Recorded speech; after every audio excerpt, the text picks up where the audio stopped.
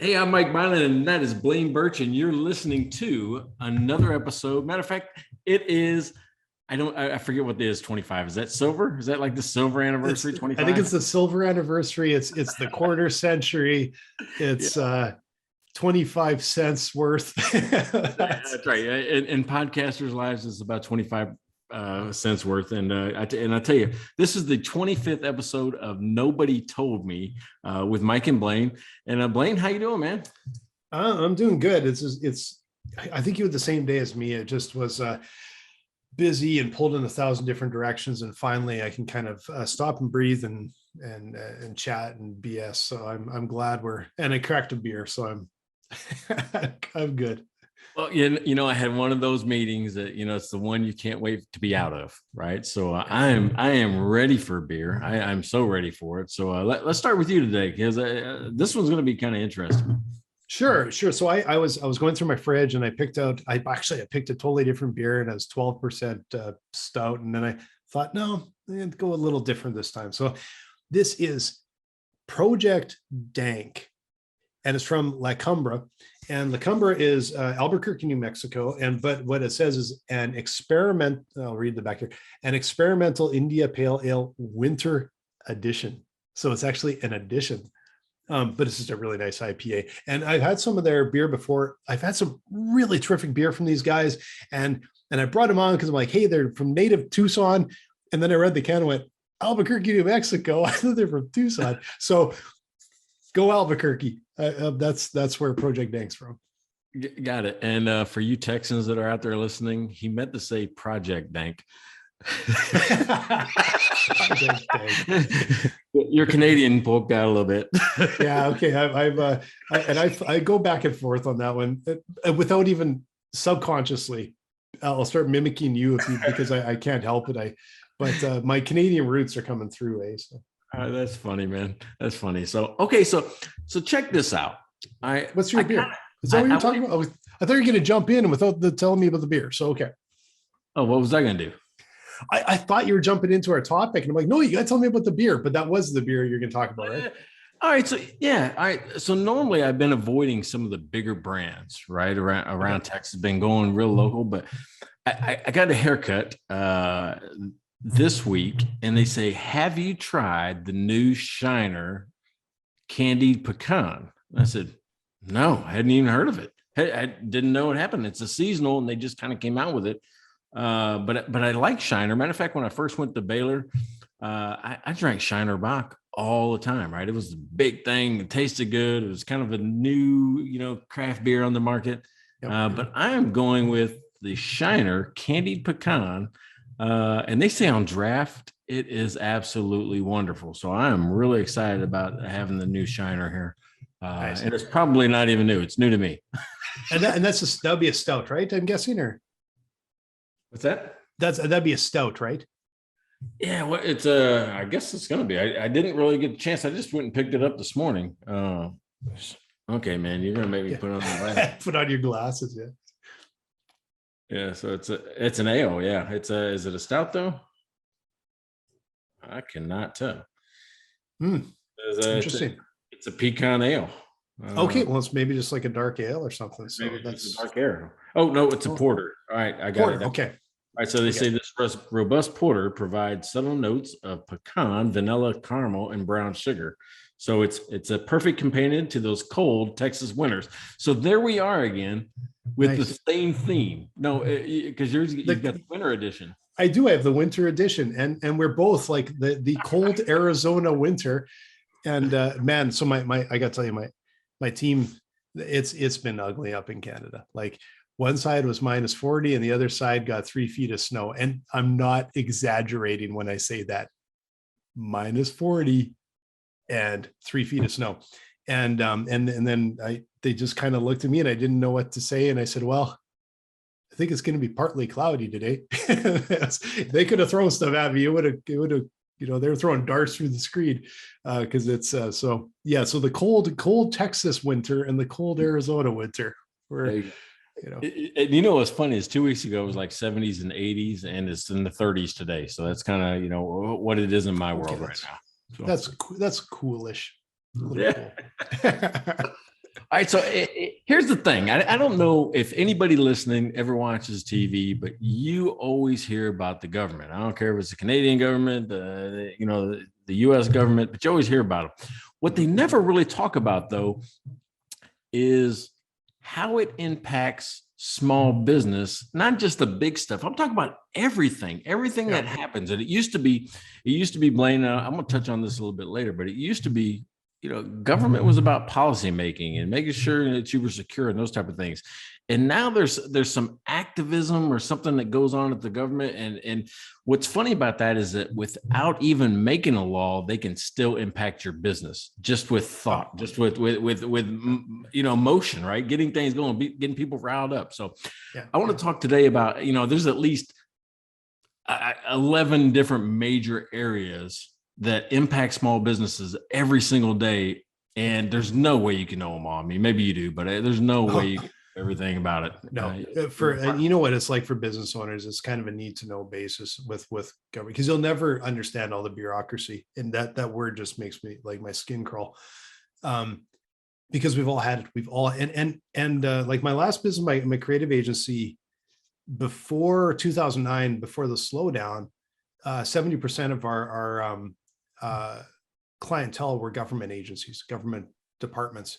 Mm-hmm. And boy, do you get a good dose of government looking at that. But then, of course, that's well apart from the bureaucracy that you have to go through to build and manage your business and to try and grow but pay your taxes. And like you want to be above board and everything, but boy, do they make it difficult to do what should be really simple things.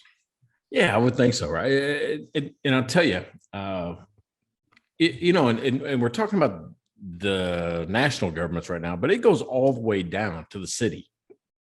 And if you're a home-based business, it goes all the way down to the homeowners association, right? Yeah. But one of the dumbest things that I ever saw, right? So the first restaurant that I built, not the one I bought, but so this would be my second restaurant. I built it from scratch. I went in, found a space, bought some used equipment, and boom, I was off and running. Well, the space that I got was a restaurant 2 days before I bought it. Right? So think about that. Just 2 days ago, it was a restaurant. I went in, did some remodeling, and reopened, and got stopped prior to getting a certificate of occupancy, right? And I'm like, what? Because what they required wasn't there, right? And I guess maybe when this restaurant had first opened, they didn't need a separate hand washing sink behind the bar, right? So think about it. They got 3 sinks. They were washing their hands there 2 days ago, but now that I'm the new guy, I have to put a new sink just to wash hands. I'm like going, he goes, well, it's sanitary. You don't want to wash your hands where you wash your dishes. I'm like going, well, I do it at home. I'll get sick at home. So, the other thing they required, all right, so this was a building, that kind of new trend is those open ceilings all the way across, right? You got the exposed rafters, the exposed, rails, those type of things. This had it all the way across the restaurant, from the bar all the way across the dining area. Well, because I was the new owner, 2 days ago, people could sit out there or make drinks where they were. But now that I'm the new owner, I have to put in a clean and wipeable surface above the bar area where I make the drinks. This isn't in the kitchen. We got that covered. But just above the bar, I had to put in a drop ceiling just above that place. And I'm like going, well, why? They go, well, you don't want that dust and all that to fall into the drinks while you're making it. I'm like going, when I'm making it, it's only going to be here for like 30 seconds, 3 minutes. It's going to sit out there for 20 minutes. It's okay at the table. Drinks it. Yeah. It didn't make any sense. While I made it, I needed a surface above it. While they were drinking it, they didn't. So don't care. Once they've taken possession, who cares? So it added like 3 weeks. It added 3 weeks to my grand opening, or my opening, because I had to put in a new sink, new plumbing, and put in a new surface above the bar. I mean, that's the craziness that you don't know. There's no way you can know all those building codes. There's no way. And there's a restaurant just down the block from us that's going in. You look at it online, it's absolutely stunning what they're doing. And we're so excited because like that's walkable and it's going to be beautiful. Italian place overlooking the mountains and it's going to be great. I think they planned to open 2 months ago. And every other night when we walk, for a walk that direction, we walk by and it's so far behind. And it just gives me chills because I'm like, that affects small business. And that's probably more with contractors and COVID and stuff. But then you see those papers stuck to the window and I look at them and go, there's all kinds of regulations and things that is all there too. And you kind of wonder how much of the delays that they're suffering through is through red tape and things that can really affect a business and affect their opening and their cash flow and their everything. And it's completely out of their hands. And the bureaucrat, like someone in a government position, they likely haven't been in the trenches of business and they just don't care, right? Like that's just awful. Yeah, you know, one of the hardest places to buy, right? If just real estate to buy in any given city, I think, is a closed gas station. Really? Right? Yeah, because all right, so you remember the tanks are buried underground. Oh man, yeah. So there's probably environmental issues through the.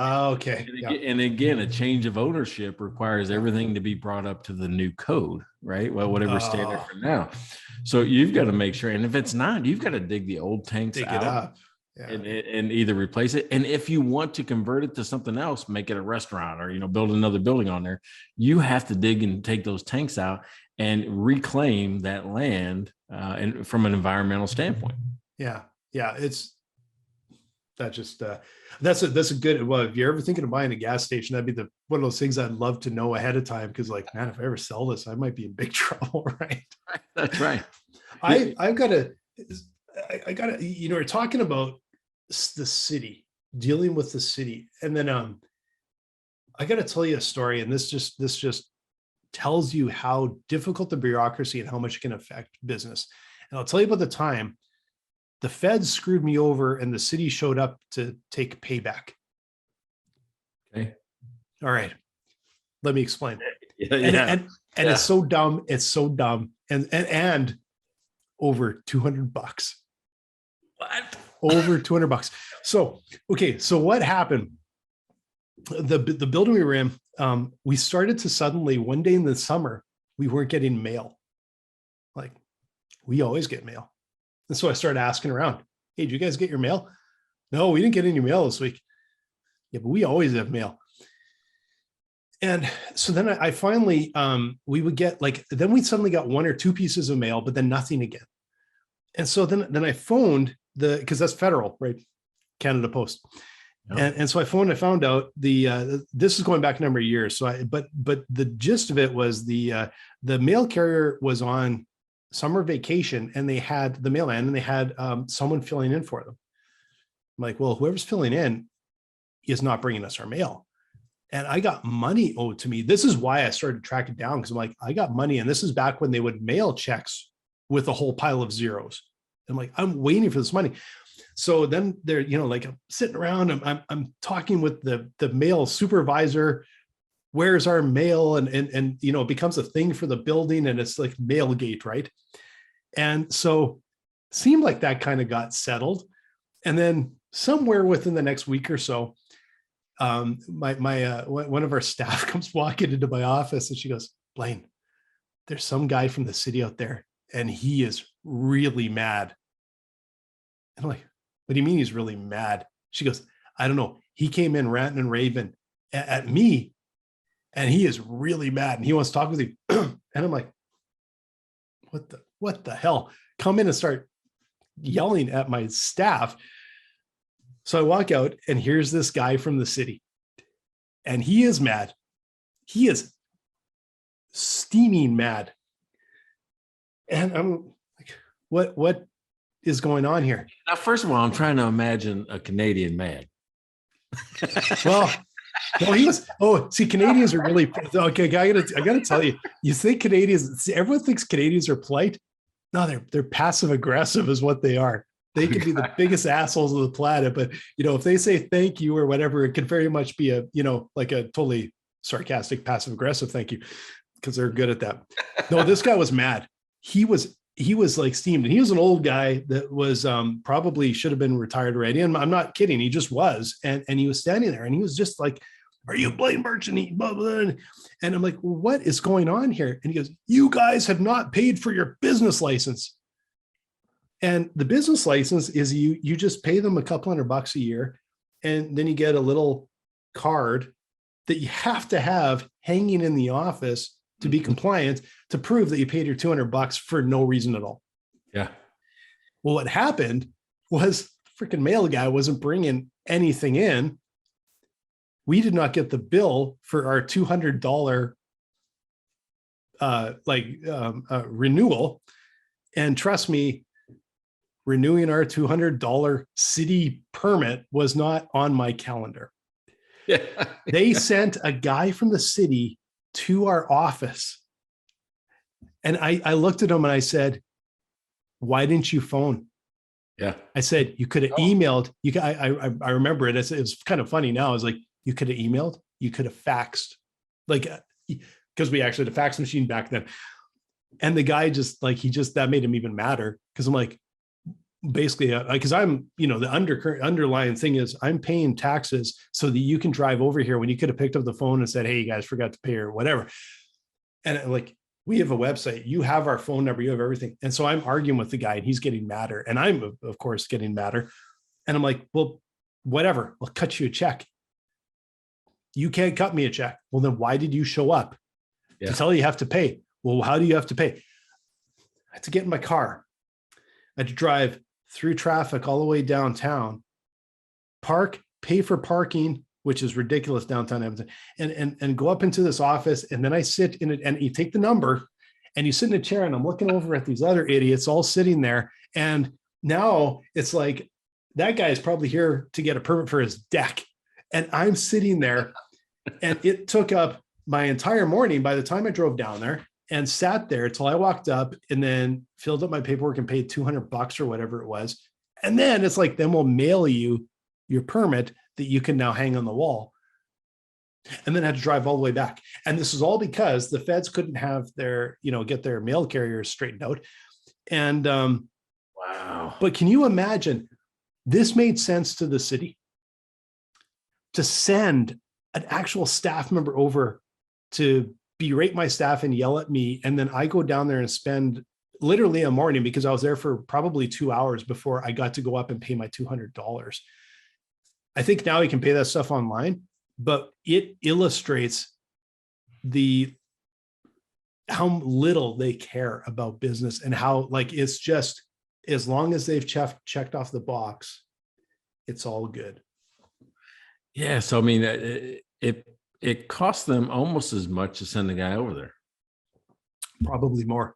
I wouldn't doubt it. Like, unless this guy, he was probably, maybe he went to our building and was going door to door, because I bet you, I don't know if it's all the same renewal. I have no idea. But can you imagine sending the staff member across, and they never bothered to phone? That's what I don't understand. It's like, well, that's not the only thing I don't understand. There's about 30 things I don't understand about that. But I still remember sitting in that chair for 2 hours, and I'm seething the whole time. Like, I am irate in my mind. And then I go up and like, you're asking about Canadians. Then I go up and I'm like, "Would you like to pay your bill?" "Yeah, I just want to pay my bill." Like, I'm not even complaining. Like, what am I going to argue with this lady? Like, no, just I want to pay my bill. Like, that's just what it is, right? And they have no idea how mad I am. I'm not going to show my cards, but it was ridiculous. But it's like, that is mimicked probably millions of times across the country in all different ways and all different levels of government, where they make it just miserable for business owners.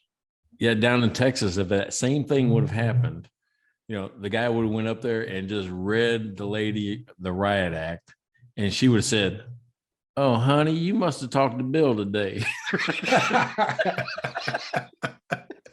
Yeah.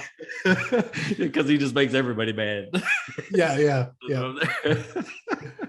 That's fine. Yeah, the required postings, I've really never understood it, right? I mean, down here they got the labor law things. It talks about EEOC and minimum wage, and what to do if you're hurt, those type of things. I don't know that I've ever seen a person look at that. Oh no, I have one, like, because we're based in Canada, like, and especially COVID, we work out of the house. I literally have a card sitting in my basement for me to look at, because I'm like, I ain't going through that again. Yeah. Not driving downtown. Like, I'll post it in my home office to stare at. Like, it's the dumbest.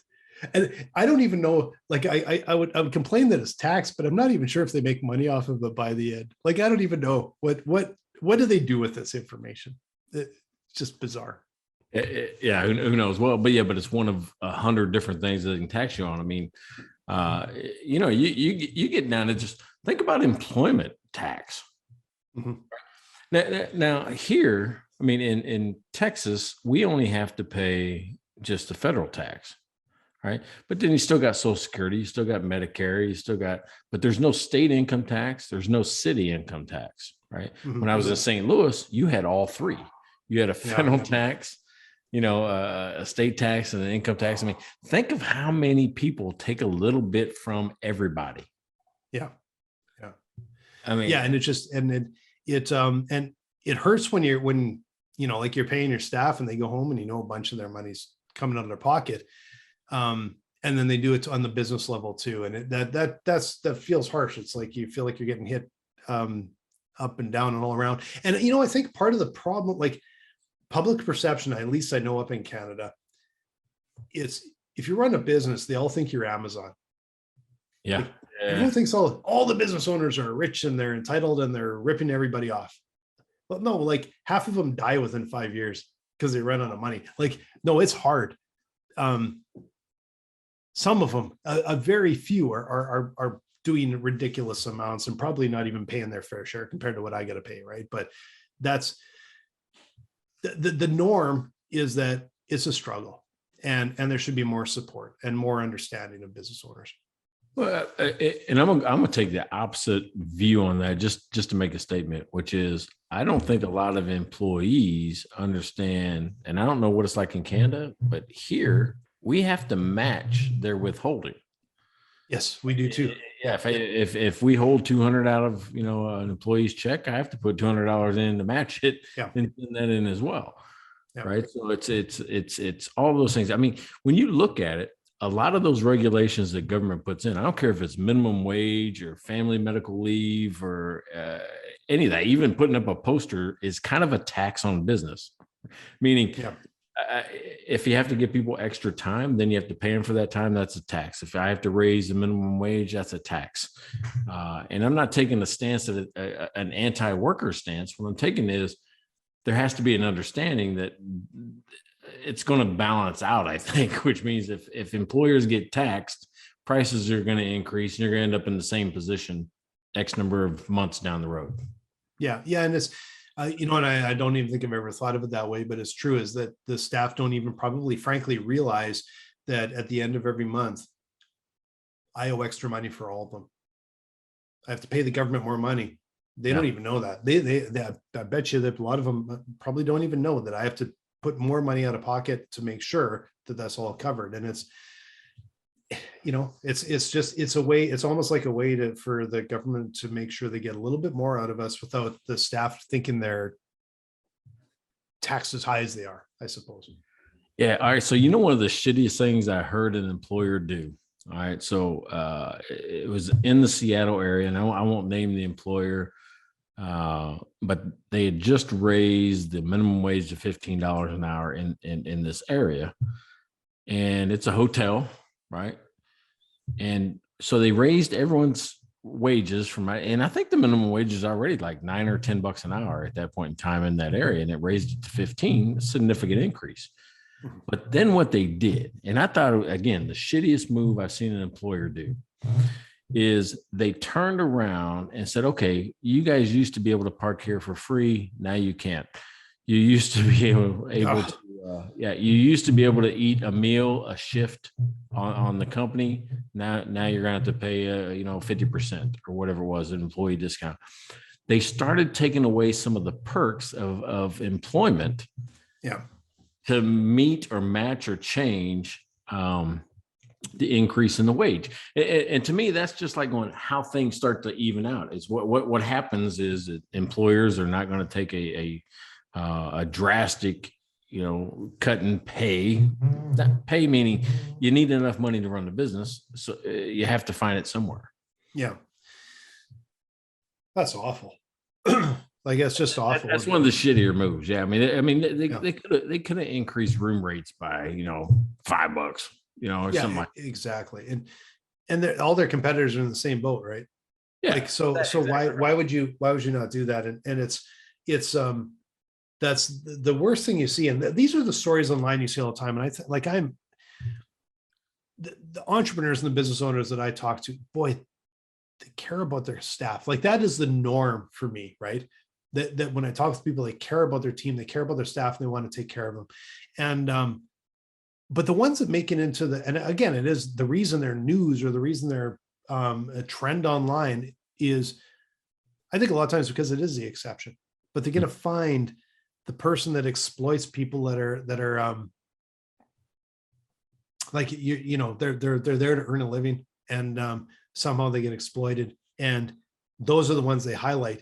But I think right now you see it online all the time is that business owners are demonized. And to me, I'm like, yeah, most of them go through a wall for their team. They'll find the ones that are assholes. They'll find the ones that will manipulate people. But that's not the norm. That's not what I see, right? Yeah, well, and the other story in Seattle was the CEO that increased minimum wage to $75,000 a year. You've seen that guy?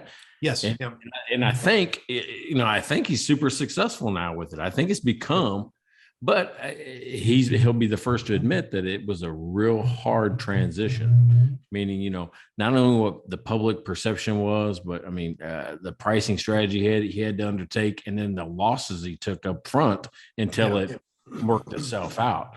But I think right now, he's still now. I read an article the other day. He's still an advocate of it and a proponent of raising the wages that way. Yeah, well, and like that's so they can afford all their Starbucks coffee out there. That's right. Ain't no lie, right? No lie. Yeah, that's funny. So, all right. So, let me think about another thing. Not think about. Let me talk about. We've talked about email and phone quite a bit. There is a whole ton of regulations over what you can do. From was it can spam to Canada's do not call lists, those type of things. But think about it. Those are government regulations that you don't really know. You got to go read on them. How am I violating the law? So GDPR, all that stuff. GDPR. That's just another way it impacts your daily life, and you don't even think about it. You just try to operate within, the guardrails that they. And then that makes it a challenge. And it's like, I get it. Nobody wants spam. But it's kind of funny because there is this absolute insane, vicious attempt to stop spam from ending up in your inbox digitally, which costs nothing, gets filtered out by itself, and is deleted probably by itself. Right. The same laws do not apply to the mailbox, which I just walked over to 5 minutes ago and pulled out a big stack of crap that I didn't even look at and just shoved into the recycle bin. But there's a disconnect there. You know what's funny about that stack of stuff is that because it's in print that way, you really have to be careful not to violate any rules of marketing or advertising about claims you make, whether it's green or sustainable, or whether or not it's alcohol, or it's you're saying free beer, come down here. Yeah. There's still a lot of rules that you can't break, even if you send a piece of mail. Yeah, and I've never done like a physical mail, like a big campaign like that, so I'm not familiar with it. But I not surprising at all. But it's but it has made our lives more challenging, and I've said that to the team before. It's like, in some jurisdictions the government will not let us send an email to somebody that says this is exactly what you want, because I know everybody else in your sector, whatever, really wants this, and this is, I'm going to let you know, and it's free, and you can delete it. but I can kill some trees and spend a pile of money to mail stuff to you to try and get the exact same message across. Right. I like, to me, I look at that and it's result. Yeah, with the same result. You say you with the same result, away. except that it's made it more expensive, environmental nightmare to try and get your message out there. And there's a disconnect there. That to me is one of those places where the decisions are political decisions. They're not really taking into account any sort of level of practicality, right? And so, because like we look at those things, like, because that's the thing that really bugs me is the people that send spam, because I'm sure if you actually turned off your spam filter, you'll get like a jillion of them, right? So you can turn that off. Yeah, I don't even know where it is. I don't even know where the spam filter is. Well, I know mine just works, right? But mine just works. I don't know. But they don't care. They, like, people that send this stuff, they don't care, right? So it doesn't cut down on spam. What it's done is it's cut down email from businesses that are compliant to say that like whatever it is, like, hey, we know which region you're in and you have to get sprayed for bugs or whatever, right? Like, yeah, sure, let me know. But what has happened is public perception is they got so frustrated with the awful spam that hasn't slowed down. The filters have just got better. But what it's done is the regulations have said, well, we're going to make it illegal for people to do stuff that was already illegal, and they don't care. But make it tough for other businesses to go, I just want to send an email. And say, like, yeah, like whatever it is, right? So like, I get it. I don't want more spam. I don't want more junk mail. I don't want anything. But I look at it and go, yeah, but you know what? There's a point where there's things that people send to me, and I'm like, yeah, that they've done their research. That applies to me, and that should not be stopped. And to even make it worse, to force them to try and mail a letter is ridiculous. Like, that just makes no sense. Yeah, it's crazy, right? And the phone's the same way, because that's where I'm getting a lot of my spam right now, is from text messages to, and Apple does a really good job with the phone calls, not necessarily the text messages. Yeah, where it says scam likely. I mean, that's a great thing, a great way to filter it out. But here's the thing. I've been on the national do not call list with this number since they originated that list. What happened? I mean, what happened? How am I still getting, these calls? How am I still getting these calls? I still get them too. It's because they're people who, like, I'm guessing they're doing it illegally and they don't care. So what it's done is just made it harder for a small business to probably reach out. Yeah. Well, and the other thing is, I mean, you brought up earlier, this made me think about all the different permits and licenses I've had to get for different things, right? In the restaurant specifically, we had a restaurant. We had one just to open occupancy. We had another one that was the capacity, right? The fire marshal comes in and he does a square foot measurement and the number of egresses or exits, and comes up with a number. Oh, you can have 200 people in here, and you'll see it on the wall, maximum capacity 200. But the thing is, at least where I was at, they will ask you, hey, what number do you want on there? what number do you want on the wall? You can have 200. I'm like going, well, I want 99. Well, why do you want 99? And you'll see a lot of 99s around. If you go through, next time you go in Scottsdale, go look and see how many people have 99 on the wall, because places like DirecTV, some of these other folks that charge bars and restaurants for services like music and TV and pay-per-view and all that, they charge by the number on the wall. You submit your certificate. So I'm not breaking the law, at 200, but give me a certificate for 99 so I pay less for DirecTV. Nice.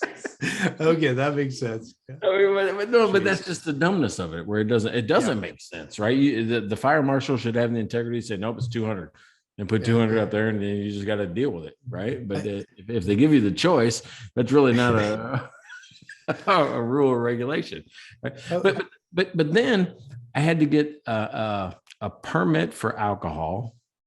Okay. And then I had to get another one if I wanted to have alcohol on Sundays. Okay.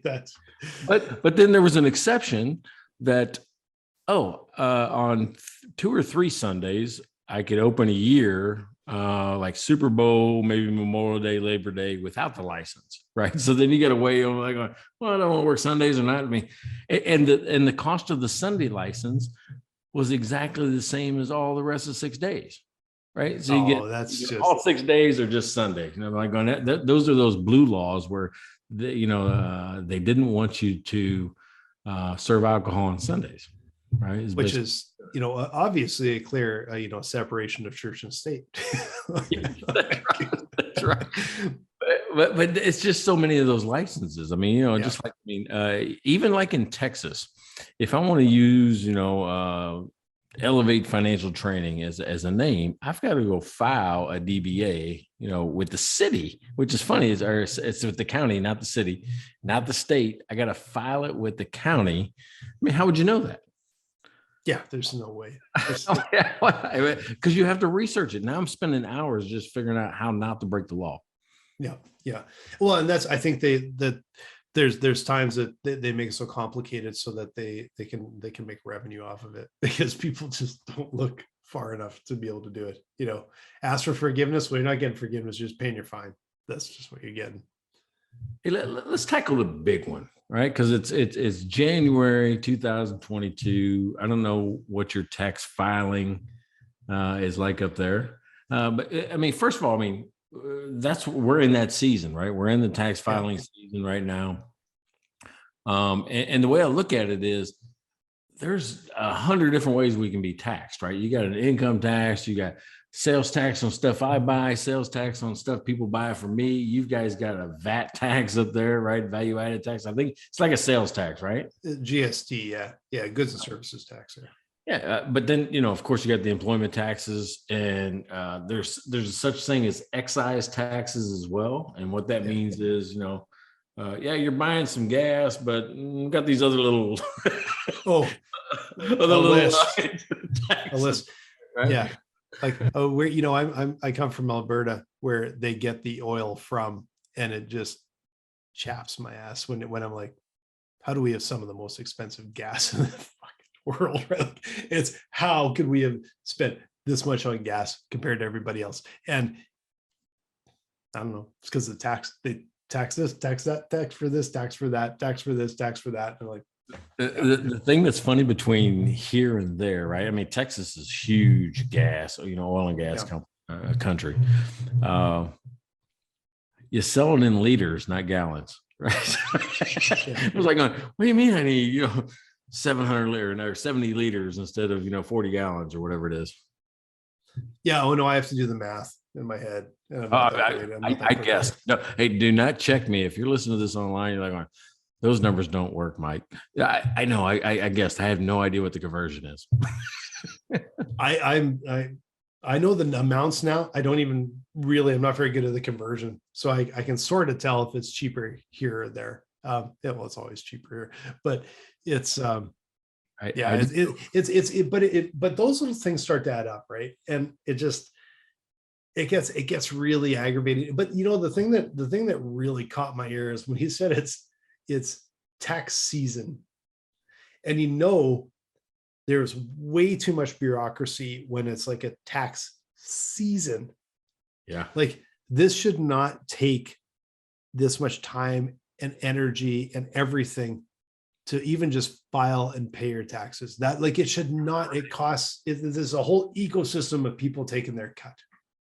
All right, so here's an argument my friends and I have had, and you probably don't want to have the argument. Well, we haven't had an argument in a while, so let's do it.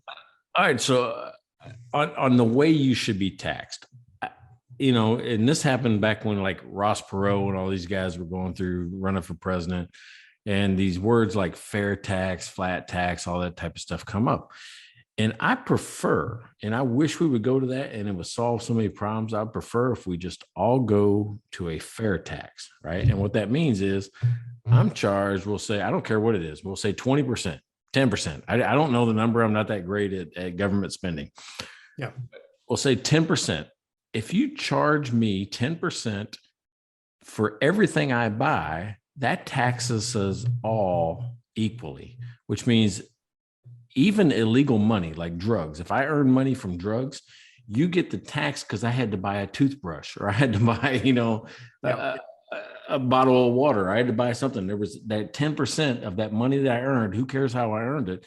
As soon as I spent it, you got the money, which means rich people who spend more money will pay more tax, right? Because they'll buy a bigger house. They'll buy a boat. They'll buy 4 houses. They'll pay more tax. I think that's the only way to do it. If you have less money, you'll spend less tax, but you'll pay your fair share, which is, we'll say 10%. Yeah. This is funny because we never talked about this, but I actually, I've said the same thing, because the guys that get away without paying tax are these like multi-million, you always hear about multi-millionaire billionaires and that, because they have all of these loopholes. Take them all away. Yeah, exactly. All right. of them. And the only thing I would add to that is just do a basic tax deduction for everybody, whether you're like minimum wage or a billionaire. You get your tax, your basic deduction of 20 grand or whatever. So, or whatever it is, so that there is like, if you're really struggling, and we can lower the tax there, but everybody else, just like, there is no, imagine how much money the government would save if they took out all of this massive administration and loopholes and everything that you have to deal with, and just say like, no, you spend it, you get taxed. Like, you get taxed on everything, smaller amount, but you get taxed on everything. There is no way around it. Well, and there's no reason to have an excess amount of money if you're not going to spend it. Yeah. And it's not like it's a perfect system, but when the complaints are the rich aren't paying anything, even though they're in this 50% bracket or whatever, they're not paying anything. It's like, yeah, but this way there's no wiggle room. Like, they'll spend more money. They'll buy $100 million yacht. Guess what? They're spending a crap load on tax for that, right? Exactly right. Let them pay. Let everybody pay. But I think there's a merit to just having a highly simplified system where you're not trying to build in all of this, like these loopholes, and it's just, it makes, that's how you get away from a tax season. There's just tax, right? To some degree, because it just simplifies it. No, you spend it, you pay tax. Yeah. Even, we're a startup, and I would be like, yeah, you pay tax. Too bad. You pay it, right? Think about it. There's 340 million people right here. So you're doing 300 million or what? I don't know how many children there are. We'll say 80 million, 100 million. So there's 240 million potential tax returns. Now you got families and stuff like that. So we'll say 100 million, or you got 30 million businesses, if that. Yeah. 28 to 30 million businesses. I think you could focus on just the sales tax effort and just on business, just on, hey, how did you earn this money? How did the business, because the business has to give the money to somebody else, right? I have to give it to an employee. I have to give it to, Amber and UE or Spectrum, anybody that I buy things from, I have to give it to them. Yeah. So I think you focus on where the transaction occurs, you're better off. Yeah, no, I think it's just, it's especially today, they can track online payments for everything, like tax everything. Like it's annoying, but you tax it all. And I could just almost hear from here, some like economist listening to our show and just like I'm gonna flame them on YouTube because this is so dumb, but it sounds smart to me. So. Oh man, I hope they do. I hope somebody tells me how dumb I am. I mean, that's gonna because I'm like, you get more money that way. You're going to get more money, and I would say now, all right. So here's where the economist in me comes out. They say, oh, you'll destroy $1 billion industry in taxes, tax accounting. No, you shift your focus, right? They shift their focus to tax accounting for businesses, and that's the only reports they have to work on is how much do we earn? How much do we collect? How much did we pay? That's where they focus. And then they can actually help businesses, and they're not worried about income tax and 700 pages of tax code or whatever it is up to now. Yeah. And, like we're talking with accountants every day, and we're helping accountants move to advisory for that reason, because a lot of tax and compliance it's going to disappear. It's going to disappear at some point, but that doesn't make it less complicated, right? Yeah. Like it just, now you're building massive AI engines to try and figure out this massive complication, and it still doesn't make it just still doesn't make it a whole lot of sense. Like, just keep it simple, and like I said, like, like, give a basic deduction, it'll balance out, because when you get up into these ridiculous numbers, like, at least they're getting taxed, right? Anyways, it makes sense to me. Like I said, someone's going to flame us for this and say this is stupid, but it makes sense. It makes sense to me to simplify that a lot. So I hope so. I hope somebody flames us. I mean, wouldn't that be great? I mean, because right now everybody made it. Right now everybody loves us. I mean, come on. Yeah, it'll feel like we've made it when we finally get flamed online for. So the last thing I want to talk about before we close out today. Me, today I'm on a push, right? Like a controversial push, is when government makes statements that forces a company to do something, even though there's no law, right? I don't care if it's like, we're going to mandate vaccines, or we're going to do this, that, or the other. I mean, think about all of the, what am I talking about there? All of the not hoopla, because it's real, right? COVID, but it requires people to violate HIPAA. I almost have to declare whether or not I got a vaccine, whether or not I had COVID, whether or not I did these things. I don't have to do that with anything else in my life, right? I don't have to disclose my medical history. With this one in particular, even though there's really no law, I have to, tell you that I had a vaccine or not. And even if I don't tell you verbally, your sign will say, if you had a vaccine, you don't have to wear a mask. Well, that means everybody that's wearing a mask didn't have the vaccine, right? Which is really an implicit way of saying that you're not vaccinated, right? So I'm trying to figure out how just signals like that from the government can impact our business, right? Force us to close, force us to make different steps, force us to go remote, force us to require a mask. I don't know anybody who wants to be the policeman of mask. I just don't. Now Vineyard Vines did it the best. They say, hey, do you have your mask on you? That's all they did. Yeah, I'm like, that was pretty good. That was pretty slick, right? Because I missed the sign on the door that says mask required. They had a tree of masks there, where you could pull one off. Hey, do you have your mask on you?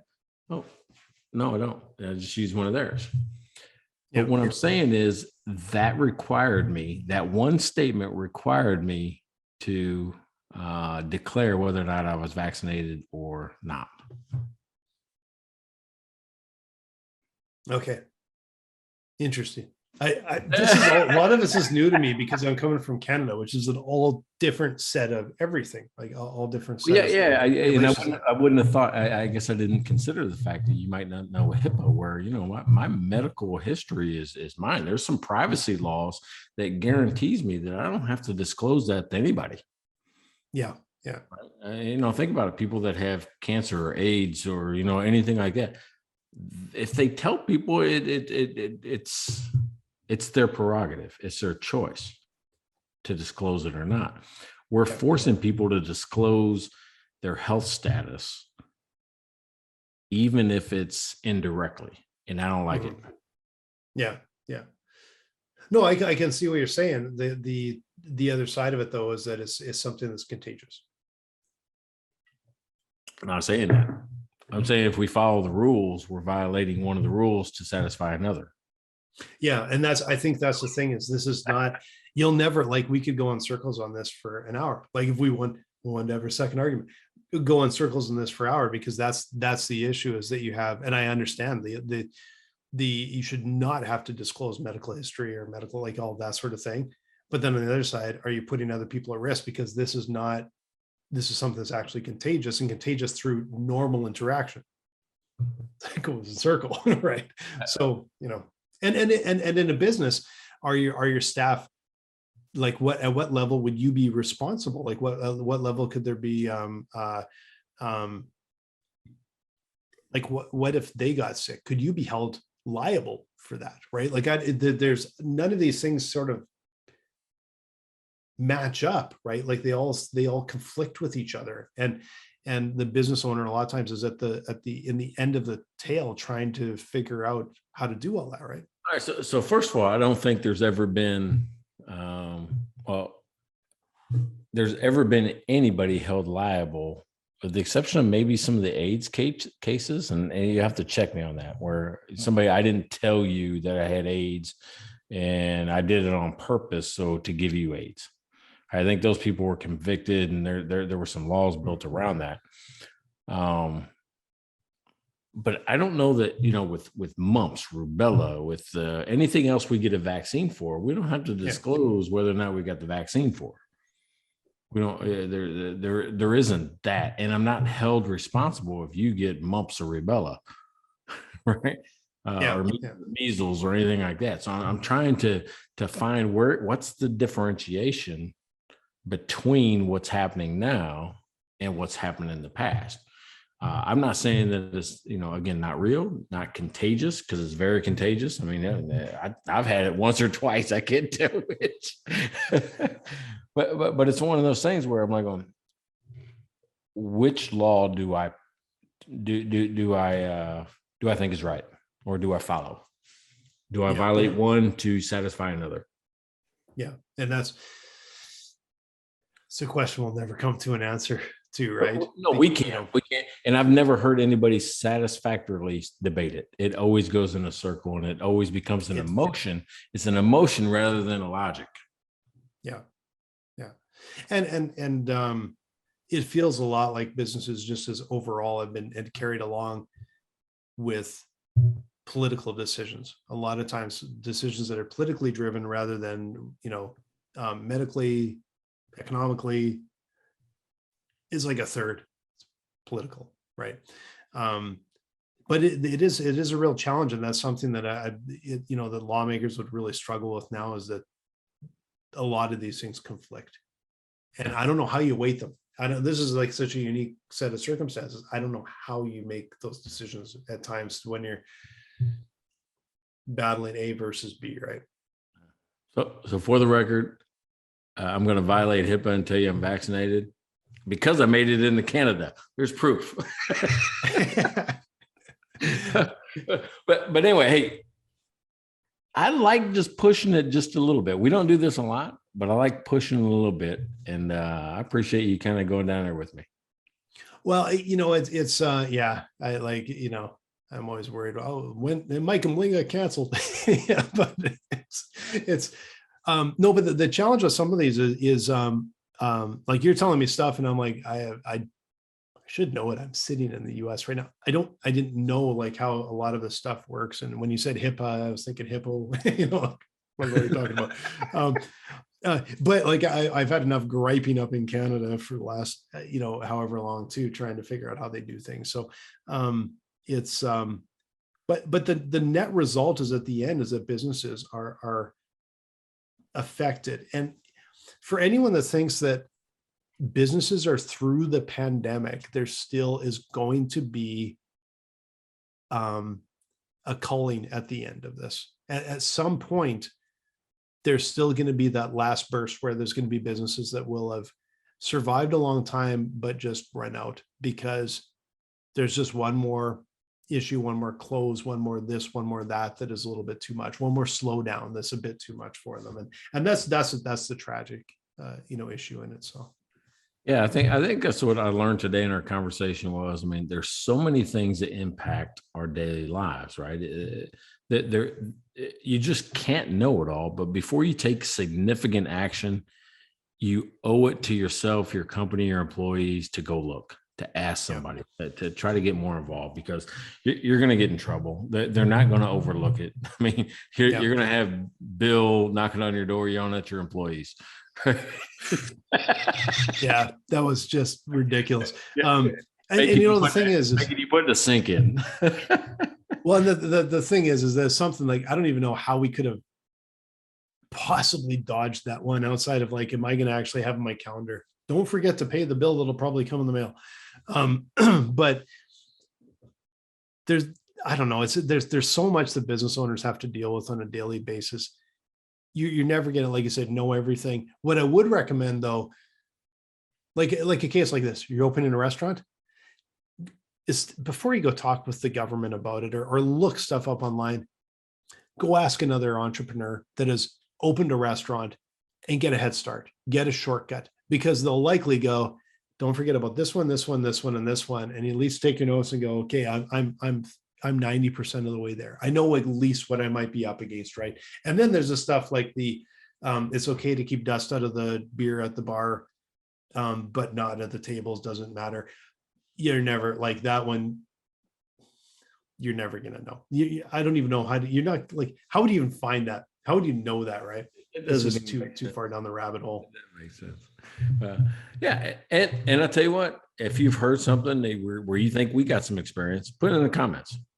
We might be able to help you. Who knows? So I'll tell you what, this was episode number 25. And if you want to listen to an awkward conversation, rewind this one about 10 minutes.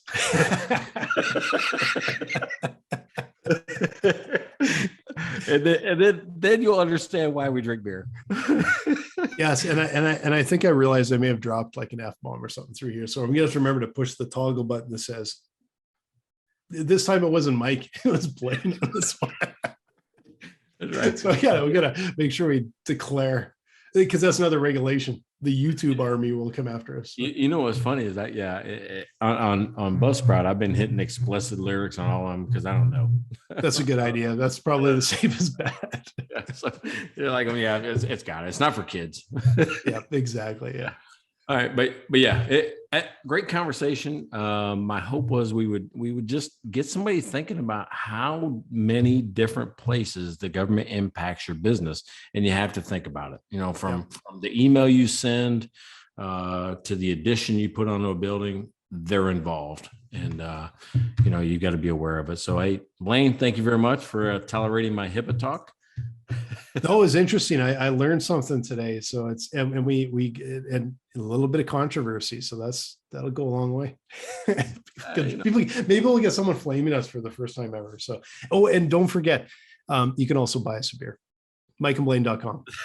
MikeandBlaine.com. Buy us a beer and comment on YouTube. We'll see you soon. Thanks, Mike.